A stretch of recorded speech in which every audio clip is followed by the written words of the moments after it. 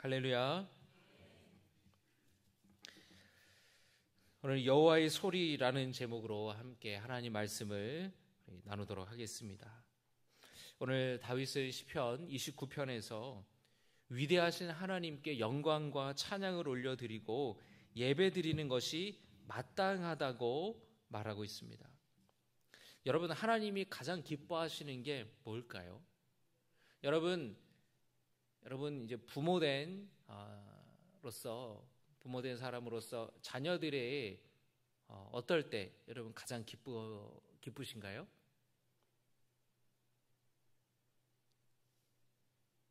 언제가 가장 기쁘세요? 자녀들이 뭐 할 때? 네? 밥 잘 먹을 때?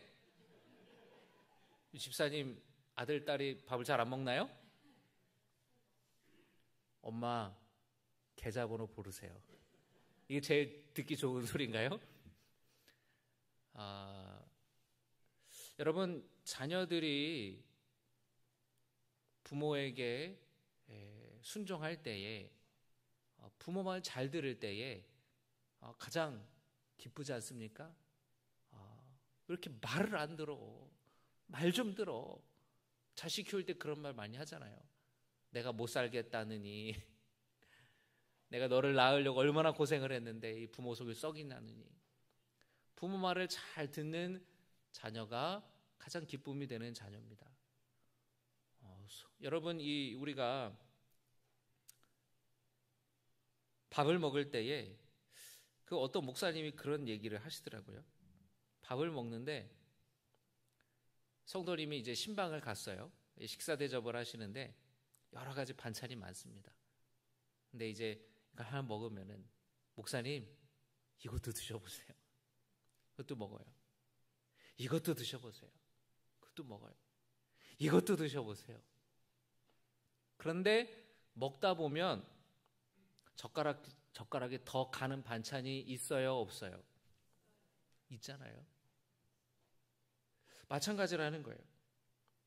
자식 중에서도 유난히 부모를 더 기쁘게 하는 자녀가 있습니다. 자식 중에서도 부모의 속을 유난히 썩이는 자식이 있어요. 어떤 자식이 가장 부모에게 기쁨이 되느냐? 부모 속 썩이지 않는 자식, 부모 뜻대로, 부모 말대로 잘 따라오는 그런 자녀들이 부모에게 가장 기쁨이 되는 것입니다. 여러분, 하나님이 가장 기뻐하시는 자녀는 하나님 뜻대로 살아가며 하나님을 참된 나의 하나님으로 모시고 살아가는 자녀들을 가장 기뻐하심을 믿으시기를 바랍니다. 하나님이 가장 기뻐하시는 것은 하나님을 섬기는 거예요. 하나님을 예배하는 것입니다. 하나님을 찬양하는 것이에요. 여러분, 예배는 나를 드리는 겁니다. 뭐라고요? 예배는 나를 드리는 것이다. 여러분, 우리는 몸과 마음이 하나가 되어야 돼요. 몸은 여기에 와 있지만 마음은 딴 데 가 있으면은 온전히 있는 것이 아니죠.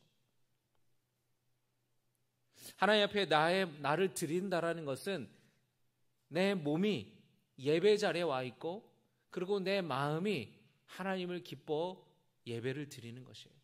그 온전한 예배를 우리가 진정으로 드릴 때에 하나님이 가장 기뻐하신다라는 것을 믿으시기 바랍니다. 나의 마음을 드리는 것이고 나의 중심을 드리는 것이에요. 나를 드린다라는 것은 말 그대로 나를 드리는 것입니다. 하나님, 나는 하나님의 것입니다. 하나님의 것이니 하나님 뜻대로 하시옵소서.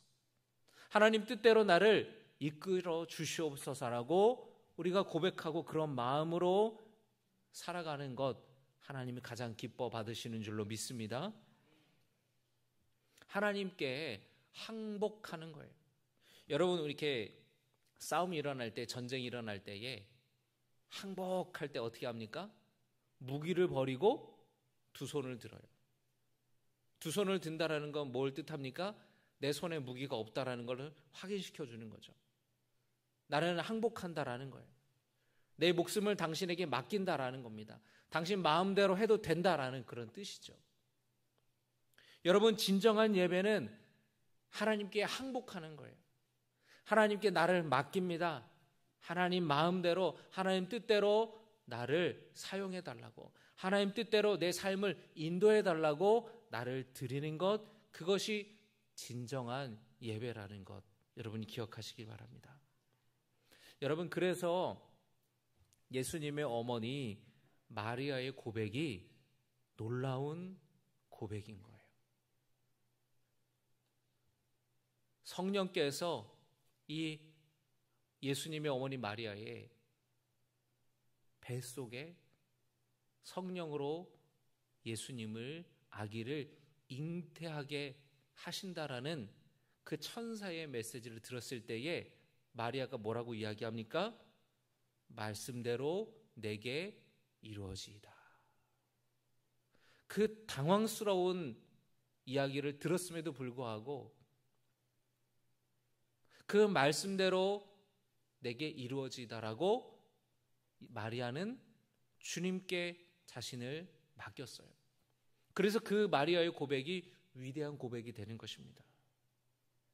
여러분, 우리가 기도할 때에, 여러분, 우리가 예배할 때에, 우리가 살아갈 때에 이런 고백이 저 여러분에게 있기를 주님의 이름으로 축복합니다.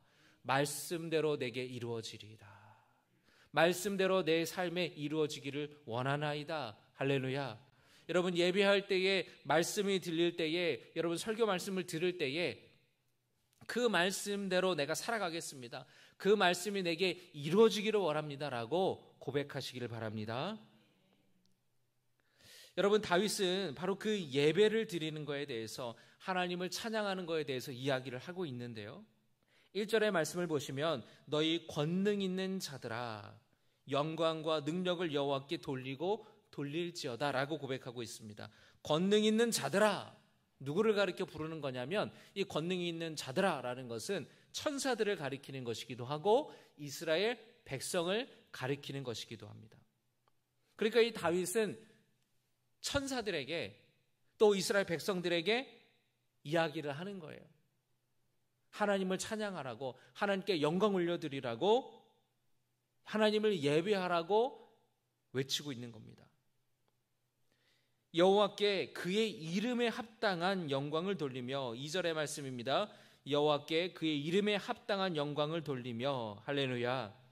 여호와께 그의 이름에 합당한, 여러분 이름, 하나님의 이름, 여러분 이 하나님의 이름은 하나님을 부르는 호칭 이상을 의미하는 것입니다. 그 이름이라는 것은 그 존재를 의미하는 것이에요.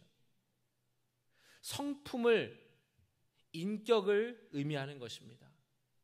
여호와의 이름에 합당한 영광을 돌리며 예배를 드리라 라는 말은 하나님의 그 존재, 하나님의 성품, 하나님의 능력, 그 하나님의 인격을 찬양하고 예배하고 경배하라는 것이에요.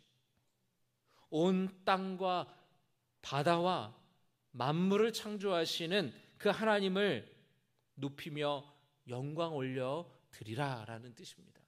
여러분, 그렇게 하나님을 예배하고 영광 올려 드리는 여러분 되시기를 주님의 이름으로 축복합니다. 다윗은 여호와의 소리에 귀를 기울이고 있어요. 오늘 여러분 29편의 말씀을 보면 매 절마다 여호와의 소리에 대해서 고백하고 있습니다.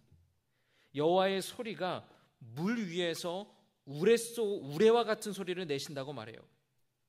여호와의 소리가 힘이 있으며 여호와의 소리가 백향목을 꺾고 여호와의 소리가 산들을 뛰게 하며 여호와의 소리가 화염을 가르고 광야를 진동시키고 암사슴을 놀래켜 낙태하게 한다라고 말씀합니다. 다윗은 가나안 사람들이 믿던 신들보다 하나님이 더 위대하시다라고, 더 높으신 분이라고 찬양해요. 바다 한가운데에 폭풍 가운데 임하는 천둥 소리가 하나님의 소리라고 고백하고 있습니다. 하늘과 바다를 울리는 거대한 소리가 하나님의 전능하심을 나타내고 드러낸다라고 고백하고 있어요. 여러분, 이 고백은 바알신보다 하나님이 더 위대하다라는 고백이에요. 누구보다 위대하다고요? 바알신보다. 여러분, 여기 오늘 여호와의 소리에 대해서 쭉쭉쭉쭉 고백하고 있는데 다 이 고백들을 보면은 가나안 사람들이 당시에 믿던 신들을 가리켜서 그들보다 하나님이 더 위대하다라는 것을 고백하고 있습니다. 설명해 드릴게요. 여러분이 바알 신은 비와 바람을 주관하는 폭풍의 신입니다. 농사 지을 때 여러분 비가 충분히 내려야 농사가 잘 되잖아요. 과수원에 과일이 맺고 벼가 있고 또 밀농사가 잘 되고 올리브 열매가 맺고 포도 열매가 맺지 않습니까? 이 비를 관장하는 폭풍을 관장하는 신이 바알이에요. 농경신입니다. 농경신. 풍요의 신이기도 했어요. 그리고 바알 신이 그 가나안의 신들 중에서 가장 뛰어난 신으로 가나안 사람들이 믿었습니다. 그런 가운데에 여러분 비바람이 치고 폭풍이 칠 때에 천둥번개가 치잖아요. 낙뢰가 치잖아요. 천둥 소리가 나지 않습니까? 그 천둥 소리를 들을 때에 다윗은 그것이 하나님의 소리라고 고백하는 거예요. 다시 말하면 하나님은 폭풍까지도 다스리시는 분이다라는 고백을 하는 것입니다. 그러니까 하나님이 바알보다 위대한 신이라고 고백하고 있는 거예요. 또 다윗은 하나님은 바다를 다스리시는 분이다라고 말씀합니다. 3절의 말씀의 마지막 3절 하반절에 보겠습니다. 여호와는 많은 물 위에 계시도다. 어디 위에 계시다고요? 많은 물이 뭘 가리킬까요? 바다를 가리키는 거죠. 여러분, 이 고대 사람들은 바다를 두려워했습니다. 현대인들도 바다를 두려워해요. 여러분, 바닷가 근처 사는 사람들은 그 지역에 특별히 이 단오제, 여러분 강릉이 단오제로 유명한 거 아시죠? 강릉 단오제? 그 단오제가 뭐냐면 배 타고 바다에 나가면 조금만 바람이 불어도 그 파도가 거칠어져서 배가 침몰하고 바다에 물고기 잡으러 나갔던 사람들이 돌아오지 못하는 일들이 많았어요. 그래서 잘 나갔다가 안전하게 무사 귀환하기를 바라는 마음으로 구슬하는 거예요. 그게 단오제예요, 강릉. 그래서 여러분 바닷가 지역에는요, 이 무속신앙, 구슬하고 무당 불러서 하는 그 문화가 굉장히 강합니다. 여러분, 그 바다를 두려워하는 것은 고대로부터 인간의 모습이에요. 고대 세상에서는 더했겠죠. 오늘날에는 여러분 우리가 일기예보를 보고 조금 있으면은 태풍이 불어오니까 바다에 나갔던 배들이 다 항구로 들어와서 다 정박을 합니다. 풍랑주의보가 일어나요. 몇 미터씩 파도가 친다. 배가 침몰할 수 있으니까 절대 바다로 나가지 않습니다. 근데 옛날에는 그 바다를 예측하는 것이 너무나도 어려웠어요. 바다에 나갔다가 돌아오지 않는 일이 태반이었다라는 거예요. 그런데 다윗이 뭐라 그러냐면은 그 물 위에서, 많은 물 위에서 하나님께서 그 물 위에 계시다라고 이야기를 하는 것입니다. 여러분, 예수님께서 갈릴리 바다의 풍랑을 잠잠하게 하셨을 때에 제자들이 놀라잖아요. 제자들이 뭐라고 얘기합니까? 이분이 도대체 누구시길래 바람과 바다를 잔잔하게 하시는가? 바다를 잠잠하게 하시는 예수님을 보면서 제자들이 놀랐다라는 거예요. 그만큼 이 바다는 사람들에게 두려운 존재였고 두려운 곳이었습니다. 그런데 가나안 사람들은 이 바다에 신이 있다고 믿었습니다. 얌이라는 바다의 신을 믿었는데 다윗이 뭐라고 이야기하냐면 하나님이 그 많은 물 위에, 바다 위에 계시다라고 고백하는 거예요. 다시 말하면 바다 역시 하나님의 다스림 아래에 있다라고 이야기를 하는 겁니다. 또 사람들은 백향목과 같이 단단하고 크고 높은 나무를 신성시했어요. 여러분, 제가 이렇게 동네를 지나가다 보니까 요 아래에 굉장히 큰 나무가 있어요. 아시나요, 여러분? 거기 가니까 보호수라고 이렇게 보호수로 지정되어 있는 굉장히 큰 아름들이 나무가 주택가의 한복판에 딱 있어요. 야, 참 나무가 멋있다. 뭐 거의 한 100년 이상 된 나무입니다. 그런데 얼마 전에 현수막이 이 동네에 막 붙여 있어요. 여기저기 붙어 있는 거 보니까 무슨 그 나무 그쪽에서 나무 앞에서 무슨 구슬하는 것처럼 행사를 떠들썩하게 하는 게 이렇게 현수막이 붙은 것을 제가 보게 됐습니다. 오래되고 큰 나무를 사람들은 지금도 신성시하는 거예요. 참 여러분, 사람들이 어리석은 게 우리나라 인공위성을 쏘는데 똑똑한 사람들이 계산하고 이 머리를 이성을 이용해서 과학을 이용해서 똑똑한 사람들이 모여가지고 그 인공위성 로켓을 쏘는데 그거 잘 쏘게 해달라고 그 앞에서 고사를 지내잖아요. 인간이 참 한편으로 얼마나 어리석습니까? 사람들이 옛날에 이 백향목을 아주 신성시했어요. 백향목은 당 고대 세상에서 배를 만드는 데 쓰였던 나무입니다. 그리고 건물을 지을 때 쓰였던 나무예요. 제목이 아주 단단하고 벌레가 생기지 않고요. 그리고 이 나무가 아주 튼튼한데 이 백향목이 성장 속도가 굉장히 느리다고 이야기를 해요. 그래서 어떤 나무는 수백 년 된 나무도 있고 레바논 국가의 국기를 보면은 백향목이 그려져 있어요. 그리고 오늘날에 나라의 국가적으로 이 레바논의 백향목을 보호하고 있습니다. 30m가 넘고 수백 년 된 나무들이 이 둘레가 10m가 넘는 그 나무예요. 예루살렘 성전을 지을 때도 이 백향목이 많이 사용이 됐는데, 그런데 하나님의 그 소리가 이 크고 단단한 백향목을 꺾으실 정도로 대단하다라고 다윗이 이야기를 하고 있는 겁니다. 또 여러분 6절의 말씀을 보면은 시련이라는 표현이 있죠. 이 시련이 뭐냐면 헐몬산을 가리키는 말입니다. 시련이 헐몬산이에요. 헐몬산은 2000m가 넘는 이스라엘에서 가장 큰 산입니다. 이 산 정상에는 1년 내내 녹지 않는 만년설이 있어요. 가나안 사람들은 이 헐몬산을 신성시 여겼고 바알이 이 산의 주인이라고 믿었어요. 그런데 다윗은 하나님의 소리로 인하여서 크고 높은 그 헐몬산이 2000m가 넘는 그 거대한 산이 뭐라고 이야기를 합니까? 6절에 들송아지 같이 뛰게 하시도다. 하나님의 그 소리를 듣고 2000m가 넘는 그 거대한 산이 들송아지처럼 뛴다라는 거예요. 하나님의 그 소리에 놀라서. 7절 8절에 여호와의 소리가 화염을 가르고 광야를 진동시킨다라고 말합니다. 그 하나님의 뇌성에 새끼뱀 암사슴이 놀라서 유산을 할 정도라고 이야기를 해요. 번개가 쳐서 살림이 초토화된다라는 겁니다. 또 10절의 말씀에 홍수 때에 하나님이 좌정하셨다라고 이야기합니다. 10절의 말씀 읽겠습니다. 시작.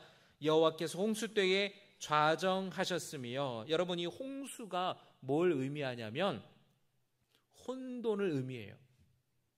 그리고 이 홍수는 모든 것을 쓸어버리는 것입니다. 여러분 하나님이 홍수 때에 좌정하셨다라는 말은 하나님이 혼돈의 세력을 정복하셨다라는 뜻입니다. 여러분 믿으십니까? 하나님께서는 이 혼돈의 세상을 질서 있게 만드시는 분이라는 거예요. 창세기 1장 2절에 땅이 혼돈하고 공허하며 흑암이 깊음 위에 있고 하나님의 영은 수면 위에 운행하시니라. 하나님은 말씀을 통하여서 혼돈을, 무질서를 질서 있게 만드시는 분이심을 믿으시기 바랍니다. 과학자들 중에 무신론자들도 많지만 그리스도인들이 훨씬 많아요. 여러분, 그런데 얼핏 생각하면 이성적인 과학적인 사고를 하는 사람들이 하나님을 믿는다라는 게 놀랍기도 합니다. 그런데 그 사람들이 말하기를, 과학자들이 말하기를, 지구를 연구하면, 사람을 연구하다 보면, 우주를 연구하다 보면 연구할수록 하나님의 존재를 믿지 않을 수 없다라고 이야기를 하는 거예요. 기가 막힌 질서가 있다라는 것입니다. 어떻게 지구가 자전을 하고 그리고 태양 주위를 공전하는지 정확하게 그렇게 돈다라는 거예요.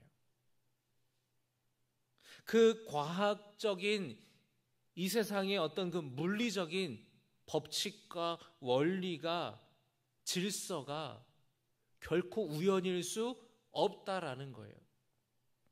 사람의 몸을 봐도 그렇다라는 겁니다. 분명히 누군가 어떤 의도를 가지고 창조하셨음이 분명하다라는 것입니다. 우연히 이 세상이 창조됐다라는 것을 받아들이기가 더 어렵다라는 거예요. 마치 우연으로 이렇게 되고 수천만 분의, 수억만 분의 확률로 이렇게 되고 이렇게 되고 이렇게 됐다라는 것은, 예를 들어서 여러분, 자동차를 만들기 위해 그 안에 부품이 수천 수만 가지가 들어가는데 그걸 통에 넣고 수십 년 동안, 수백 년 동안, 수천 년 동안 막 흔든다고 해서 자동차가 만들어지냐라는 거예요. 그렇지 않잖아요? 그럴 수 없잖아요? 우연히 이 지구가 만들어지고 우연히 인간이 태어났고 우연히 이 우주가 창조되었다라고 말하는 사람들의 주장이 바로 그와 같다라는 거예요. 그 통에 아무리 부품을 넣고 막 흔든다고 하여서 그 우연의 결과로 자동차, 오늘날의 자동차가 짠하고 나타나냐? 절대 그럴 수 없다라는 겁니다. 분명히 어떤 지적인 존재가 이 우주와 만물을 창조했음이 분명하다라고 이야기를 하는 거예요. 분명히 신이 존재하다라는 것입니다. 성경은 분명하게 말씀합니다. 무에서 유를 창조하시고 혼돈 가운데 질서를 창조하신 분이 바로 우리 하나님이라고요. 할렐루야. 다윗은 폭풍 가운데에 그 비바람을 경험하면서 그 가운데에 번개가 치고 낙뢰가 치고 천둥 소리를 들으면서 이것이 하나님의 소리구나, 이 대지를 울리는 하나님의 소리구나, 그런 위대하신 하나님을 발견했다는 것이에요. 그래서 하나님께 영광을 올려드리며 하나님을 찬양하는 것이에요. 가나안 사람들이 믿는, 그리고 가나안 사람 따라 이스라엘 백성들 중에서도 그 가나안 이방신들을 믿는 사람들에게 다윗은 선포하는 거예요. 저 뇌성을 봐라. 하나님의 음성이다. 하나님의 소리다. 그 하나님의 소리는 바다에, 많은 물 가운데에, 홍수 가운데에, 그리고 그 하나님의 소리는 산을 흔들고 광야를 흔들고 화염을 내며 그 산들이 들송아지처럼 뛰게 만드는 하나님의 뇌성을 들으라고, 그 하나님을 우리가 찬양해야 된다고, 그 하나님을 예배해야 된다고 이야기를 하고 있는 것입니다. 바알이 주관하고 있고 바알에게 속해 있다라고 믿었던 사람들에게 사실은 하나님의 주권 아래에 있다라고 다윗이 분명하게 이야기를 하고 있는 것이에요. 그리고 다윗은 이 시의 마지막 절에 놀라운 고백을 합니다. 바알보다 위대하신 하나님께서 자기 백성에게 힘을 주시고 자기 백성에게 평강의 복을 주신다라는 거예요. 여러분 11절의 말씀을 같이 읽겠습니다. 11절입니다. 시작.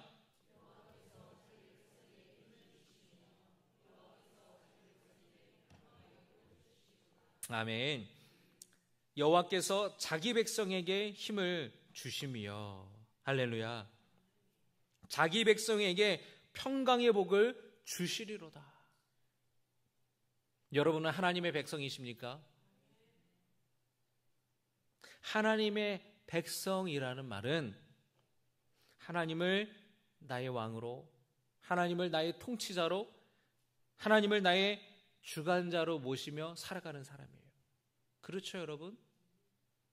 하나님의 백성이면 하나님을 왕으로 모시는 사람이잖아요. 하나님을 통치를 받는 사람이잖아요. 여러분 하나님의 백성이십니까? 여러분의 삶 속에서 하나님을 여러분의 왕으로 모시고 살아가십니까? 하나님과 올바른 관계를 맺고 살아가세요?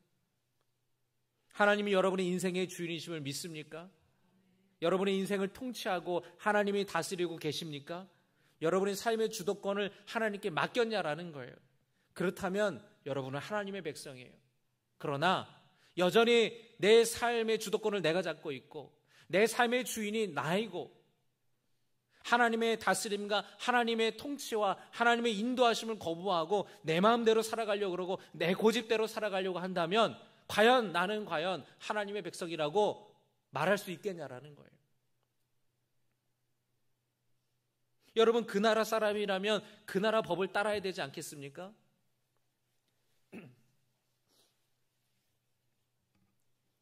여러분, 여러분의 인생의 주도권을 아직까지 여러분이 쥐고 있다면,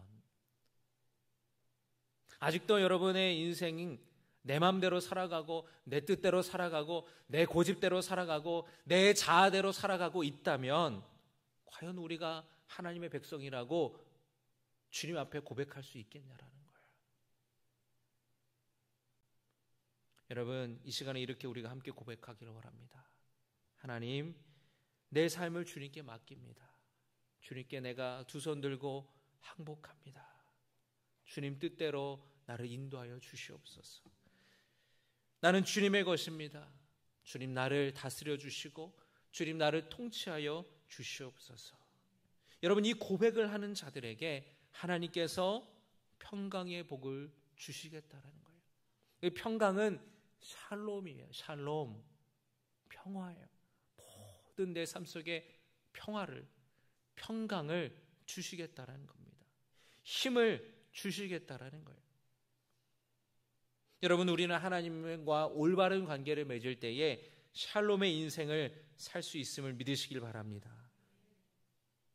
하나님과 올바른 관계를 맺을 때에 하나님이 우리에게 힘을 주시는 줄로 믿습니다. 여러분, 오늘 이 주신 말씀을 여러분 기억하시기를 주의 이름으로 축복합니다. 우리 함께 이 말씀을 기억하며 찬양하며 나아가기를 원합니다.